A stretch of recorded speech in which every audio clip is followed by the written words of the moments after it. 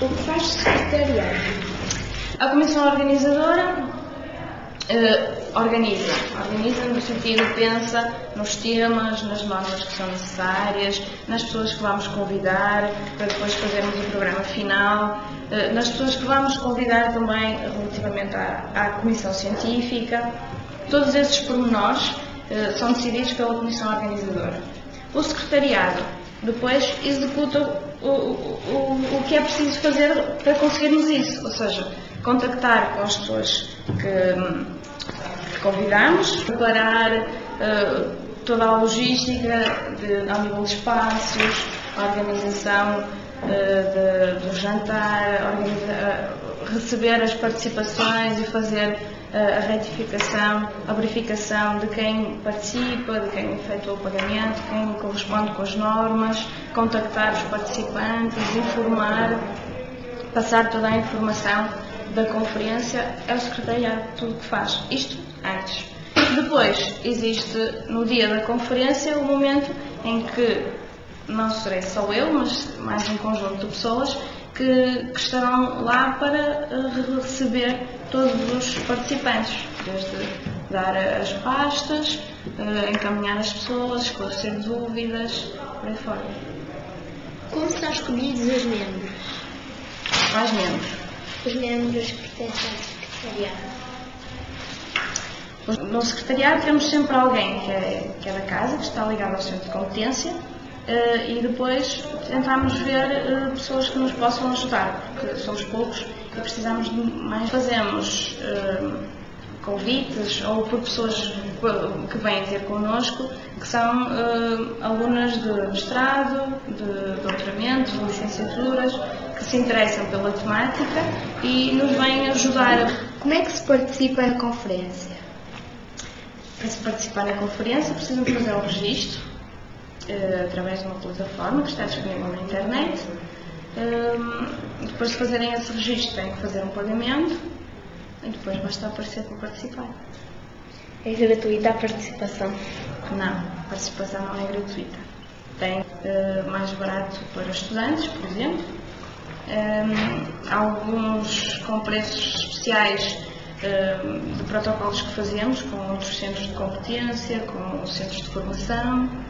E depois, para quem não tiver nenhum desses, quem não enquadrar numa dessas modalidades, tem o preço normal que é para toda a gente. De que países são os participantes?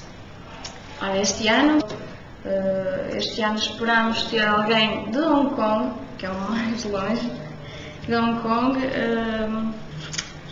Espanha, já disse, Venezuela, Eslovénia. Quanto tempo demora a organizar uma conferência destas?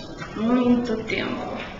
Muito tempo. Nós começámos os preparativos para as Challenge 2011 em novembro de 2010. Como é que é feita a divulgação para o resto? Como é que as pessoas tomam conhecimento as que apresentam trabalhos? Onde é que elas veem que vai haver e como é que fazem? A divulgação das Challenge nós fazemos por vários modos.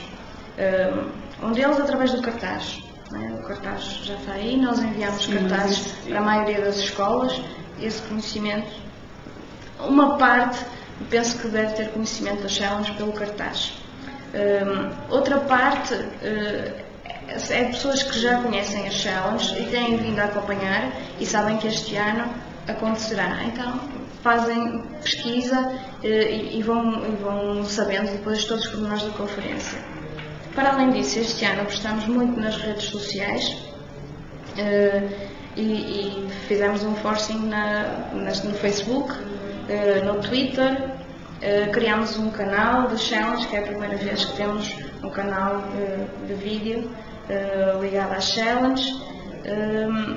Desde enviarmos e-mails para a nossa base de dados de todos os contactos de pessoas que já participaram das Challenge, de alunos da universidade, para toda a comunidade da universidade, desde enviar e-mails a solicitar a disseminação da conferência, enviar e-mails para outras universidades, para o Departamento de Comunicação das outras universidades, também para as nossas ligações. Ou só cá em Portugal? Também fazem isso fora do...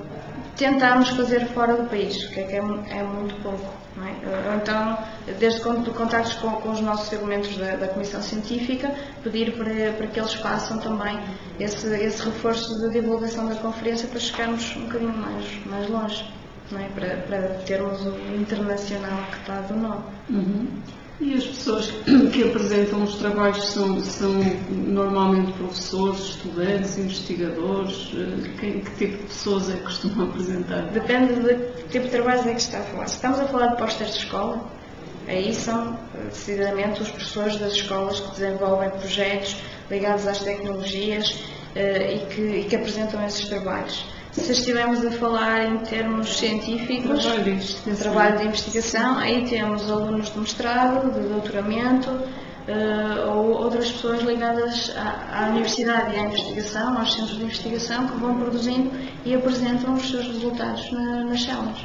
E, portanto, o objetivo deles em serem aceitos é também divulgarem o trabalho que estão a fazer. Exatamente. Não é? Para eles é uma mais-valia. Para eles também é uma mais-valia, porque têm ali a oportunidade de divulgar, de partilhar e mesmo de refletir em conjunto com outras pessoas que também estudem sobre a mesma área e poderem daí surgirem outras ideias.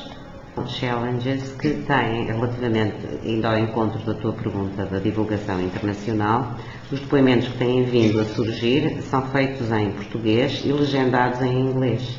E como essa divulgação também é toda feita através do Facebook, a multiplicação, eu não sei se tem tido retorno dessa multiplicação, mas se calhar aumentou bastante a divulgação. Sim.